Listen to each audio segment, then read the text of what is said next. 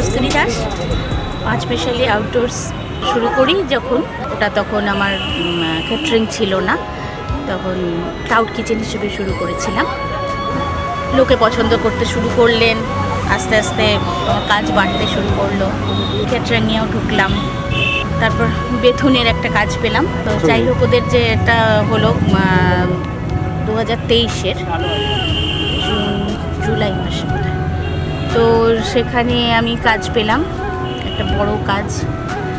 এখন চলছে, এভাবেই চলছে। আমরা এখন 1 থেকে 1,500 মতো লোকের কাজ ক্যাটারিং করতে পারছি। আমি কোনোদিন ভাবিনি এভাবে এগিয়ে যেতে পারবো, মা হিসেবে, একজন গৃহবধূ হিসেবে কাজ করতে পারবো এভাবে, সেটা কোনোদিন ভাবিনি। তো যাই হোক, এখন চলছে, করছি, আরও ভবিষ্যতে আরও কাজ করার ইচ্ছে আছে।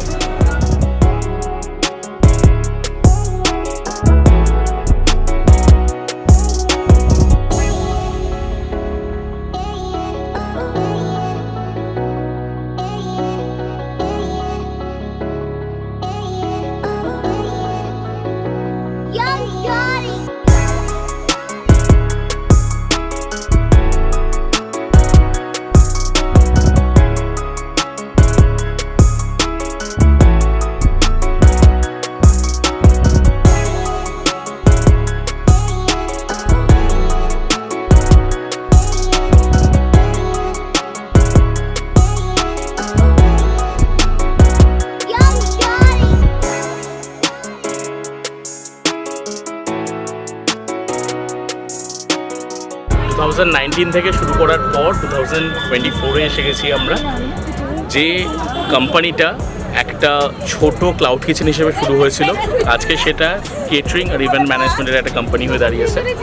আমার মায়ের তৈরি করা এই কোম্পানিটা আজকে একই সাথে 1000 মানুষের 3টে থেকে 4টে কেটারিং একসাথে করতে পারে। আমরা রিসেন্টলি মিলেমিশে বলে একটা প্রজেক্ট লঞ্চ করেছি, যেখানে আমরা 5 থেকে 20 জনেরও কেটারিং প্রোভাইড করছি বিভিন্ন মিল বক্সের মধ্যে এবং বিভিন্ন অ্যাট্রাকটিভ প্রাইসেসে। আমাদের ওয়েবসাইট আর আমাদের পেজে সেটা খুব তাড়াতাড়ি আপডেট করা হবে। Thank you.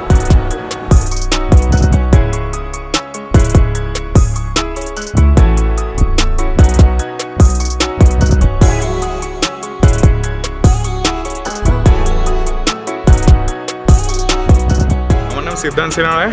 আমি হাংরি ক্যালকাটা বলে একটা রেস্টুরেন্ট ওন করি। এটা একটা কমপ্লিট চাইনিজ জয়েন্ট, কিন্তু আমরা এখন রিসেন্টলি এই পাঁচমিশালি আউটডোর্সের সাথে কোলাবোরেশন করেছি।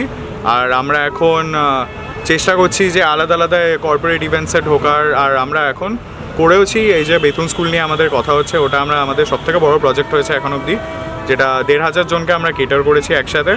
আর আমরা এখন বিয়েবাড়ি করছি, আর এদিকে আমরা কর্পোরেট ইভেন্টও করছি। তো আমরা চেষ্টা করছি যে সব রকম ফুডের সেক্টরে ঢোকা যায়, সবকটা আমরা করছি। ইভেন আমরা স্কুলের ফেস্টসও টার্গেট করছি, কলেজের ফেস্টসও টার্গেট করছি।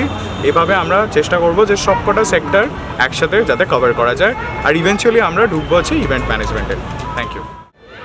খুব ভালো লেগেছে পাঁচমিশালির খাবার দাবার, স্পেশালি মাটনটা তো খুব ভালো লেগেছে। আর প্রত্যেকটা জিনিস গরম ছিল, এটা হচ্ছে ফিডব্যাকের সবচেয়ে বড় আমার মনে হয়।